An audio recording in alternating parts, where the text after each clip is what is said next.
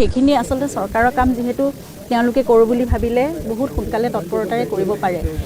বৰষুণ অহালৈকে ৰৈ নাথাকিলেও হ'লহেঁতেন আৰু আমি যোৱা 6 তাৰিখে এখন লাষ্ট মিটিঙত বহিছোঁ তাৰ আগতেতো আমি এটা ডাঙৰ প্ৰেজেণ্টেশ্যন দিছিলোঁ সেইমতে কেনেকৈ হ'ব সেই কথাটো আমাক একো জনোৱা নহ'ল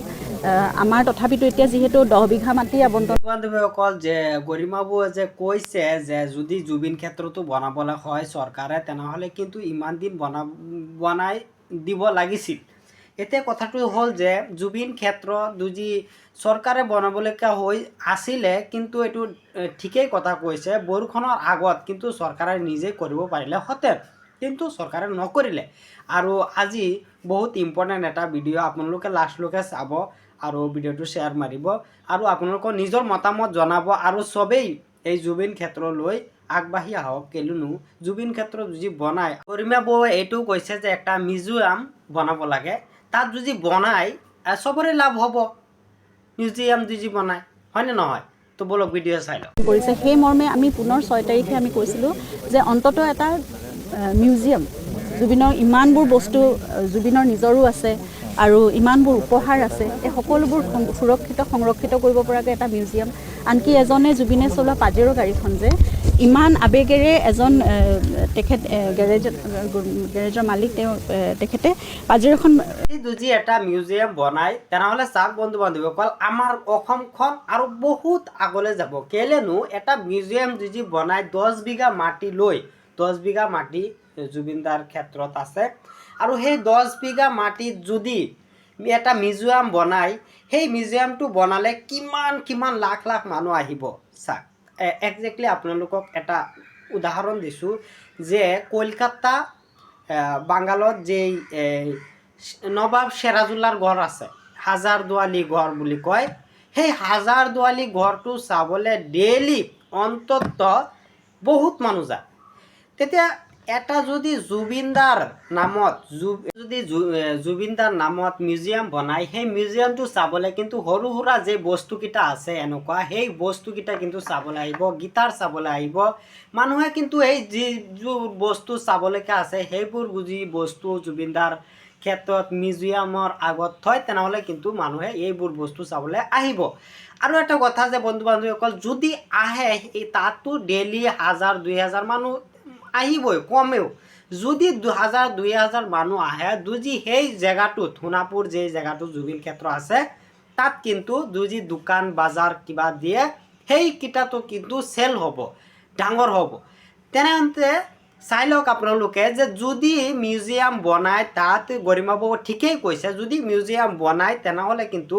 ডেইলি যেতিয়া সেইটো জেগাত মানুহ আবদান থাকিব মানুহৰ উন্নতি হ'বই তেনেহ'লে অসমৰ নাম বাঢ়িব আৰু অসমত দূৰে যেনেকৈ নেকি এই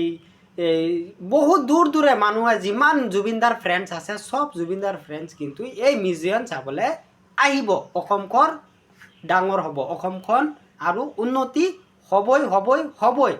বন্ধু বান্ধৱীসকল যদি আপোনালোকে মোৰ লগত একমত বা গৰিমা বৌৰ লগত একমত তেনেহ'লে কমেণ্ট ছেকশ্যনত আপোনাৰ মতামত দিব আৰু চবেই মই কওঁ যে চবেই একগোট হৈ এই মিউজিয়াম যেটো বনাব লাগে সেই মিউজিয়ামটো যাতে পটককৈ হৈ যায় আপোনালোকে সহযোগিতা কৰিব চবেই মিউজিয়ামত সংগ্ৰহিত হ'ব পাৰিব আৰু দেশ বিদেশৰ মানুহে সকলোৱে আহি চাব তাত বহুত আবেগ জড়িত হৈ থকা বস্তু আছে জুবিনে ব্যৱহাৰ কৰা বস্তু এই উপহাৰ সামগ্ৰীসমূহ এই গোটেইবোৰ বস্তু আমি আচলতে এতিয়া বিচাৰিছোঁ যে অন্ততঃ এটা মিউজিয়াম সেইদিনাখন 6 তাৰিখে সেইটোৱে ডিচিশ্যন মানে আমি আমাৰ ফালৰ পৰা আমি সেইটো অনুৰোধ কৰিছোঁ যে মিউজিয়াম এটা লগত লাইব্ৰেৰী এটা আৰু এখন মুকলি মঞ্চ জুবিনৰ মানে যিসকল নতুন প্ৰজন্মৰ ল'ৰা ছোৱালী আছে সকলোৱে আহি যাতে তাত জুবিনৰ গীত মাত তেওঁলোকে পৰিৱেশন কৰিব পাৰে বা নিজৰ কিবা এটা গীত তেওঁলোকে বনাইছে কিবা এটা কবিতা লিখিছে সকলোৱে যাতে বা নাম প্ৰসংগ কৰিছে প্ৰাৰ্থনা সকলো যাতে কৰিব পাৰে সেই কথাবোৰ সোনকালে হ'ব লাগে আৰু তাতকৈ ডাঙৰ কথা সুৰক্ষিত কৰিবলৈ যে বাউণ্ডেৰী ৱালখনৰ কথা ইয়াত পানী নোসোমোৱাকৈ ৰাখিব পৰা কথা এই কথাখিনি আমি বহু দিনৰ পৰা কৈ আছিলোঁ আচলতে মঞ্চখনো এনেকুৱা কোৱা নাই যে বৃহৎ এখন মঞ্চ হ'ব লাগিব কিন্তু এটা ভাল জোখৰ গতিকে সেইখিনি নিশ্চয় ইয়াত হ'ব আৰু মিউজিয়ামৰ লগতে লাইব্ৰেৰীটো বেলেগকৈ কোৱা নাই তাৰে এটা অংশ হিচাপে তেনেকৈ সেইখিনি অন্ততঃ ইয়াত লাগিব সেই কথাখিনি কৈছোঁ, সেইখিনি ইয়াত হ'ব বুলিও তেওঁলোকে কৈছে। সেই নক্সাখনৰ কথাই কৈছোঁ যে তেওঁলোকে অতি শীঘ্ৰে এইখিনি কাম হৈ যোৱাৰ লগে লগে বৰষুণৰ পৰা যাতে সুৰক্ষিত হয় এই কামখিনি 2-3 দিনত তেওঁলোকে শেষ কৰিম বুলি কৈছে। আৰু এই অক্ষয়বন্তিগৰাকী জুবিনৰ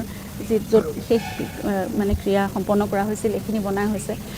চাৰিওফালৰ পৰা গ্লাছ দিয়া হ'বনে, অকল বন্তিগৰাকী মানে বন্তি গছি প্ৰটেক্ট কৰা হ'ব, তেনেকুৱা কথা কৈছোঁ যে খোলা থাকিলে দেখিবলৈও ভাল হয় আৰু বতাহ মানে হেৰিখিনি আহি থাকে, কাৰণ তাত অৰা এটা বহুত বেলেগ, তাত সোমাই যোৱাৰ লগে লগে বেলেগ ধৰণৰ এটা ভাইব আহে। গতিকে সেই বন্তি গছি অকণমান ওখ স্থানত ৰাখি আৰু এচাৰকণিও যাতে নপৰে তেনেকুৱা ধৰণে প্ৰটেক্টেড কৰি ৰাখি অক্ষয় বন্তি গছি কেতিয়াও যাতে নুনুমাই সেই কথাটো কিন্তু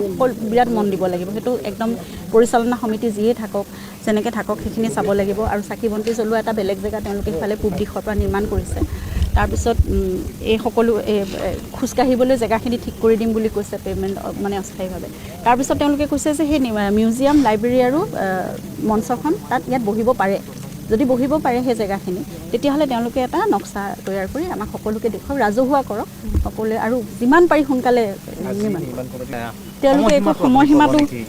একো সময়সীমা কোৱা নাই। আমিতো যিমান পাৰি সোনকালে সেই কথাটো কৈছোঁ। এই অস্থায়ী কামখিনি হোৱাৰ লগে লগে তেওঁলোকে যাতে গোটেই বাউণ্ডেৰী ৱালৰ কামটো বাউণ্ডেৰী ৱালৰ ফালে হৈ থাকক আৰু ভিতৰৰ নিৰ্মাণ কাৰ্যটো ভিতৰ ফালে হৈ থাকক। গতিকে চাইমাল্টেনিয়াছলি বস্তুবোৰ হ'ব পাৰে, সেই কথাটোৱে আমি কৈছোঁ। ক্ষিপ্ৰতৰ হ'লে ভাল, বস্তুবোৰ চিজিল লাগিলে ভাল। আৰু বহুত বাহিৰৰ পৰা এতিয়া লোক আহে, অকলটো এতিয়া এখন সমাধিস্থল আৰু মানে এনেকুৱা হৈ থকা নাই, উপাসনাস্থলী এখন তীৰ্থস্থান, এক টুৰিষ্ট স্পট এটা হৈ গৈছে। বিভিন্ন দেশ বিদেশৰ পৰা মানুহ আহে। গতিকে সকলোৱে ভালকৈ দেখি গ'লে আমাৰেই গৌৰৱ সেইটো। আৰু জুবিন গাৰ্গ যিহেতু আমাৰ সকলোৰে স্বাভিমান, আমাৰ গৌৰৱ, গতিকে জুবিন গাৰ্গৰ কাৰণে সিমানখিনি কৰিব পৰাটো মানে আমাৰ ৰাইজৰ বা চৰকাৰৰ সকলোৰে দায়িত্ব থাকিব লাগে। গতিকে সেইখিনিতো ৰাইজে এতিয়া সাজুৱে হৈ আছে। চৰকাৰে যদি নিজে তেওঁলোকে মাটি আবণ্টন কৰিছে, তেওঁলোকৰ মাটি, তেওঁলোকে যদি সেইখিনি দায়িত্ব গ্ৰহণ কৰে তেতিয়াহ'লে নিশ্চয় আৰু খুব সোনকালে কৰিলে ভাল। আমাৰ সকলোৰে সেইটোৱে দাবী, অনুৰোধ, আমাৰ সকলোৱে সেইটোৱে বিচাৰোঁ। বন্ধুসকল, আজিৰ ভিডিঅ' ইমানতে সামৰিলোঁ আৰু ভিডিঅ'ৰ শ্বেয়াৰ